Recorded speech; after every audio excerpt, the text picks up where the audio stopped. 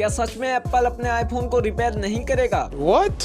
दरअसल अगर आपका आईफोन कहीं चोरी हो जाता है या खो जाता है तो ऐसी कंडीशन में आपका आईफोन लॉस्ट मोड में चला जाएगा, जिससे एप्पल को पता चल जाएगा कि आपका आईफोन चोरी हो चुका है या फिर खो गया है, जिसके चलते आप अपने आईफोन को एप्पल के सर्विस सेंटर से रिपेयर नहीं करा सकेंगे। दिल से बुरा लगता है। इसके लिए आपको थर्ड पार्टी शॉप पर ही रिपेयरिंग के लिए जाना पड़ेगा और ऐसा करके एप्पल को ही फायदा है, क्योंकि इसके चलते लोग सेकंड हैंड फोन लेने से बचेंगे और एप्पल का नया आईफोन ही खरीदेंगे।